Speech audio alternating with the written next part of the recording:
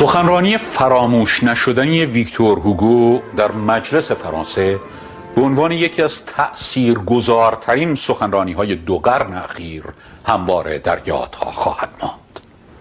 متن این سخنرانی با ترجمه اندیشمند فرزانه زنده یاد شجاع الدین شفا.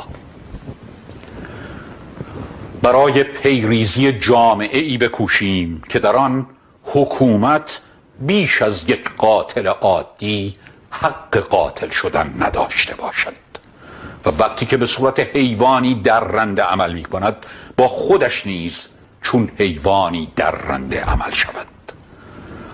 برای پیریزی جامعه‌ای بکوشیم که در آن جای کشیش در کلیسای خودش باشد و جای دولت در مراکز کار خودش، نه حکومت در موعظه مذهبی کشیشان دخالت کند و نه مذهب به بودجه و سیاست دولت کاری داشته باشد. برای پیریزی جامعه‌ای بکوشیم که در آن همچنان که قرن گذشته ما قرن اعلام تساوی حقوق مردان بود، قرن حاضر ما قرن اعلام برابری کامل حقوقی زنان با مردان باشد.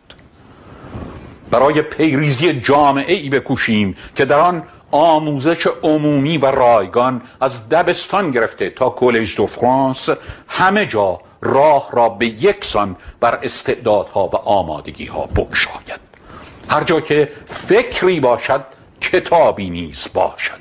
نه یک روستا بی دبستان باشد، نه یک شهر بی دبیرستان و نه یک شهرستان بی دانشگاه، و همه اینها زیر نظر و مسئولیت حکومتی لایک، کاملا لایک، حکومتی مطلقا و منحصرا لایک. برای پیریزی جامعه‌ای بکوشیم که در آن بلای ویرانگری به نام گرسنگی جایی نداشته باشد.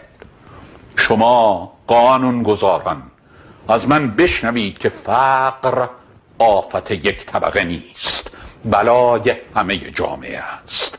رنج فقر تنها رنج یک فقیر نیست، ویرانی یک اجتماع است.